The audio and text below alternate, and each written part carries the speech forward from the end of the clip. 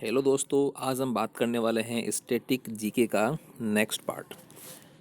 अगर आपको वीडियो अच्छा लगे तो इस चैनल को ज़रूर सब्सक्राइब करें। तो स्टार्ट करते हैं लेक्चर को। सबसे पहला क्वेश्चन है कि जो पहला सीडीएस है यानी कि चीफ ऑफ डिफेंस स्टाफ, वो किसे बनाया गया है? तो पहला जो सीडीएस है बिपिन रावत को बनाया गया है। ये जो सीडीएस होता है ये तीनों सेनाएं जो होती है, थल सेना, वायुसेना और नौसेना, तीनों के ऊपर हेड होता है, यानी कि तीनों को जो कंट्रोल करने का काम करेगा वो CDS chief of defence staff करेगा। नेक्स्ट क्वेश्चन है कि 15 जनवरी को अपन मनाते हैं थल सेना दिवस के रूप में मनाया जाता है, और थल सेना के जो हेड आते हैं उस थल सेना के हेड का नाम है मनोज मुकुंद नरवणे। मनोज मुकुंद नरवणे साहब जो हैं वो थल सेना के हेड आते हैं। सेकेंड आता है 8 अक्टूबर को अपन मनाते हैं वायुसेना दिवस के रूप में मनाते हैं, और वायुसेना के जो हेड आते हैं उनका नाम आता है RKS भदौरिया जी, इनका नाम आता है। थर्ड क्वेश्चन आता है आपके 4 दिसंबर को अपन क्या मनाते हैं? 4 दिसंबर को मनाया जाता है नौसेना दिवस, और नौसेना के जो हेड आते हैं उनका नाम आता है एडमिरल करमवीर सिंह, उनका नाम आता है। ठीक है, आगे बात करते हैं कि जो माता प्रसाद है जिनका हाल ही में निधन हो चुका है, ये कौन थे? ये अरुणाचल प्रदेश के पूर्व राज्यपाल थे। जो माता प्रसाद हैं वो अरुणाचल प्रदेश के पूर्व राज्यपाल थे। अरुणाचल प्रदेश की कुछ बातों की बात करते हैं कि अरुणाचल प्रदेश की जो राजधानी है वो ईटानगर है। अरुणाचल प्रदेश की राजधानी क्या है? अरुणाचल प्रदेश की राजधानी ईटानगर है। ये जो माता प्रसाद जो थे अरुणाचल प्रदेश के पूर्व राज्यपाल, ये ज़मीन से जुड़े हुए थे। इनको ज़मीन से जुड़े हुए राज्यपाल के रूप में भी जानते हैं, और इनकी जो बायोग्राफी आती है या इनकी जो एक बुक आती है उसका नाम आता है, इनकी जो एक बुक है उसका नाम आता है ज़मीन से जुड़े हुए थे, इसलिए इनका नाम क्या था? झोपड़ी से। भाई ज़मीन से जुड़े हुए हैं इसलिए इसकी बुक का नाम था झोपड़ी से राजभवन। झोपड़ी से राजभवन इनकी एक बुक भी आती है। अरुणाचल प्रदेश की राजधानी ईटानगर है। अरुणाचल प्रदेश के अंदर ही आपको पता है 2 नेशनल इंपॉर्टेंट नेशनल पार्क हैं, वो याद कर सकते हैं कि नामदफा नेशनल पार्क। कौन कौन सा नेशनल पार्क है? नामदफा नेशनल पार्क हो गया, नामदफा नेशनल पार्क हो गया। दूसरा हो गया बोमडिया नेशनल पार्क, ये अरुणाचल प्रदेश के अंदर ही स्थित है। और सबसे इम्पोर्टेंट बात अरुणाचल प्रदेश की कि सबसे कम जनसंख्या घनत्व किस राज्य का है? तो अरुणाचल प्रदेश का ही है। इसका जनसंख्या घनत्व है 14, जो कि सबसे कम है भारत के अंदर। आगे है कि आईसीसी वनडे में दशक की सर्वश्रेष्ठ जो महिला क्रिकेटर हैं वो किसे चुना गया है? वो चुना गया है एलिसा पेरी को, और एलिसा पेरी जो हैं ऑस्ट्रेलिया देश की महिला क्रिकेटर आती है। आईसीसी की बात करते हैं। आईसीसी की स्थापना 1909 में इस आईसीसी की स्थापना की गई थी। दुबई के अंदर इसका हेडक्वार्टर है, दुबई के अंदर इसका हेडक्वार्टर है। और ग्रेग बर्कले का नाम, जो ग्रेग बर्कले साहब आते हैं, ग्रेग बर्कले इसके हेड आते हैं, जो कि पुर्तगाल से बिलोंग करते हैं। जो कि कहाँ से बिलोंग करते हैं? पुर्तगाल देश से ये बिलोंग करते हैं। आगे हम बात करेंगे HDI इंडेक्स, यानी कि ह्यूमन डेवलपमेंट इंडेक्स। HDI का मतलब हो गया ह्यूमन डेवलपमेंट इंडेक्स, और ह्यूमन डेवलपमेंट इंडेक्स की बात करते हैं, इसमें भारत जो है वो 131वें स्थान पर है। और HDI जो ह्यूमन डेवलपमेंट इंडेक्स है इसको कौन जारी करता है? UNDP के द्वारा। ये जो इंडेक्स है उसको UNDP जारी करता है, यानी कि यूनाइटेड नेशन डेवलपमेंट प्रोग्राम के द्वारा HDI इंडेक्स को जारी किया जाता है। आगे है ग्लोबल इनोवेशन इंडेक्स। आगे क्या दिया गया है? ग्लोबल इनोवेशन इंडेक्स के अंदर भारत कौन से स्थान पर है?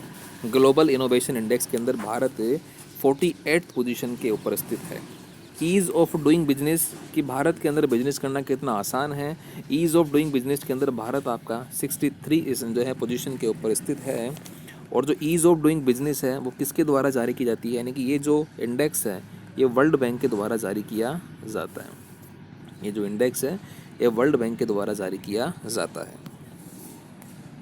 आगे हम बात करते हैं कि लिथियम रिफाइनरी कहाँ पे स्थापित की जा रही है? तो लिथियम रिफाइनरी गुजरात के अंदर स्थापित की जा रही है। गुजरात का एक इम्पोर्टेंट शहर जिसका नाम है गांधीनगर। गांधीनगर, अमित शाह गांधीनगर से ही लोकसभा सांसद हैं। गुजरात के मुख्यमंत्री का नाम है विजय रूपाणी साहब। मांडला बंदरगाह की बात करते हैं। यहाँ पे मांडला नहीं है, सॉरी, यहाँ पर है कांडला। कांडला बंदरगाह का नया नाम क्या कर दिया गया है? तो दीनदयाल उपाध्याय के नाम पर इनका नाम दीनदयाल उपाध्याय बंदरगाह कर दिया गया है। गिर राष्ट्रीय उद्यान कहाँ पर है? गिर राष्ट्रीय उद्यान भी गुजरात के अंदर ही स्थित है। अगला क्वेश्चन है कि यूएनईपी की स्थापना कब की गई थी? यूएनईपी से मतलब हो गया यूनाइटेड नेशन एनवायरनमेंट प्रोग्राम, और इसकी स्थापना है 5 जून 1972 को नैरोबी, और नैरोबी जो है वो केन्या देश के अंदर पड़ता है। नैरोबी केन्या के अंदर इसकी 5 जून 1972 को स्थापना करी गई थी। 5 जून को इसकी स्थापना हुई थी यूनाइटेड नेशन एनवायरनमेंट प्रोग्राम की, इसीलिए अपन 5 जून को एनवायरनमेंट दिवस के रूप में भी मनाते हैं। जो एनवायरनमेंट दिवस होता है, जो पर्यावरण दिवस होता है, उसके रूप में भी इसको अपन मनाते हैं। लेकिन अपन बात करते हैं कि यूएनईपी का जो भारत के अंदर इसका हेडक्वार्टर है, भारत के अंदर इसका हेडक्वार्टर कहाँ पर है? तो भारत के अंदर इसका हेडक्वार्टर है न्यू दिल्ली के अंदर। भारत में इसका हेडक्वार्टर न्यू दिल्ली के अंदर स्थित है। चार मीनार कहाँ पे स्थित है? चार मीनार कौन से शहर में स्थित है? तो आपको पता है कि जो चार मीनार हैं वो हैदराबाद के अंदर स्थित है। रेड क्रॉस दिवस कब मनाते हैं? रेड क्रॉस दिवस 8 मई को मनाया जाता है। और जो रेड क्रॉस की स्थापना करी गई थी वो हेनरी ड्यूनेट के द्वारा की गई थी। यहाँ पे ड्यूनेट है, और इसको हेनरी ड्यूनेट वही हैं जिनको 1901 में शांति के नोबेल पुरस्कार से भी इनको सम्मानित किया गया था। 1901 के अंदर इनको शांति के नोबेल पुरस्कार से भी सम्मानित किया गया था। सचिन तेंदुलकर ने अपना 100वां शतक जो है किस देश के खिलाफ लगाया था? तो सचिन तेंदुलकर ने 100वां शतक जो है बांग्लादेश के खिलाफ लगाया था। और सचिन तेंदुलकर ही सबसे युवा क्रिकेटर हैं जिनको 2014 के अंदर भारत रत्न पुरस्कार से भी सम्मानित किया गया था। और CN राव जो वैज्ञानिक आते हैं उनको भी इनके साथ में 2014 के अंदर भारत रत्न से सम्मानित किया गया था। पंचतंत्र के लेखक आते हैं, पंचतंत्र के लेखक आते हैं विष्णु शर्मा, पंचतंत्र के लेखक हैं। आगे हम बात करते हैं विश्व आर्द्रभूमि दिवस। ये मनाते हैं 2 फरवरी को। जो विश्व आर्द्रभूमि दिवस है 2 फरवरी को मनाते हैं। 2 फरवरी को ही क्यों मनाते हैं? क्योंकि जो 2 फरवरी 1971 की बात करते हैं, 2 फरवरी 1971 के अंदर रामसर ईरान के अंदर इसकी स्थापना की गई थी।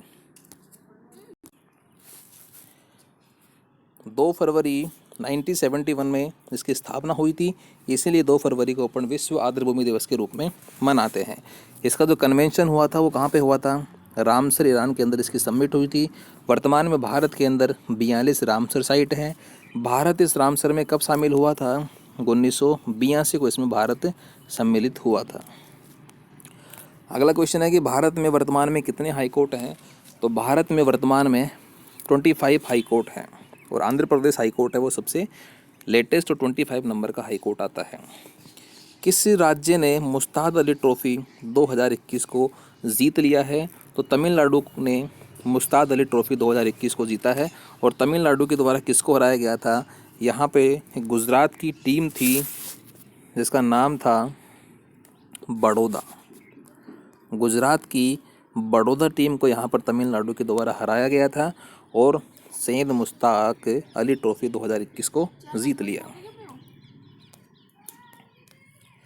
अगला क्वेश्चन है कि शेयर मार्केट का रेगुलेशन कौन करता है? यानी कि जो शेयर मार्केट को कंट्रोल करने का काम करती है वो संस्था काम करती है SEBI, security exchange board of India. Security exchange board of India की बात करते हैं 1988 में इसकी स्थापना हुई थी। और सिक्योरिटी एक्सचेंज बोर्ड का जो एक्ट आया था वो 1992 के अंदर इसका एक्ट आया था। और सिक्योरिटी एक्सचेंज बोर्ड के जो हेड आते हैं उनका नाम आता है अजय त्यागी। अजय त्यागी आपके सिक्योरिटी एक्सचेंज बोर्ड के हेड आते हैं।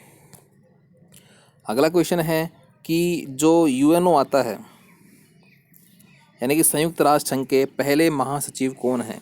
तो संयुक्त राष्ट्र संघ के पहले महासचिव हैं उनका नाम है त्रिवेली रिग्वे।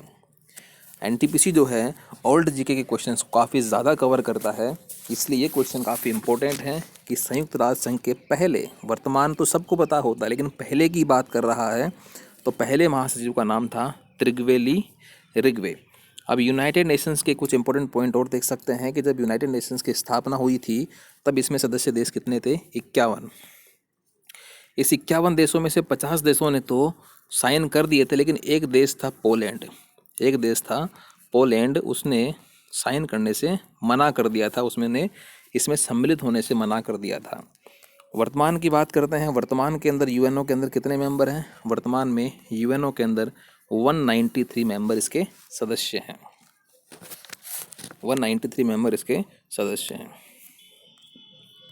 अगला क्वेश्चन है कि चेरी ब्लॉसम फेस्टिवल कहाँ पर मनाते हैं? तो चेरी ब्लॉसम फेस्टिवल अपन शिलोंग के अंदर इसको ऑर्गेनाइज किया जाता है। प्रति व्यक्ति आय की जो गणना है, सबसे पहले प्रति व्यक्ति आय की जो गणना है वो किसके द्वारा करी गई थी?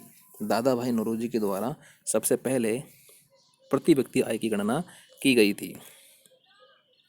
भारत छोड़ो आंदोलन कब आया था? 1942 में।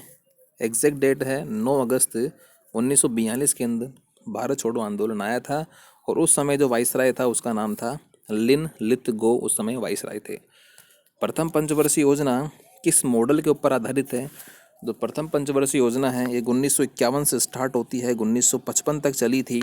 और प्रथम पंचवर्षीय योजना हेराल्ड डोमर मॉडल के ऊपर आधारित है। हेराल्ड डोमर मॉडल के ऊपर आधारित है। और यहाँ पर जो है कृषि को विशेष, मतलब कृषि के ऊपर यहाँ पर इस पंचवर्षीय योजना में कृषि के ऊपर विशेष जोर दिया गया था। अगर आपसे दूसरी पंचवर्षीय योजना की बात करता है कि दूसरी पंचवर्षीय योजना किस मॉडल के ऊपर आधारित है, तो वो आती है महाल नोबिस मॉडल के ऊपर आधारित थी।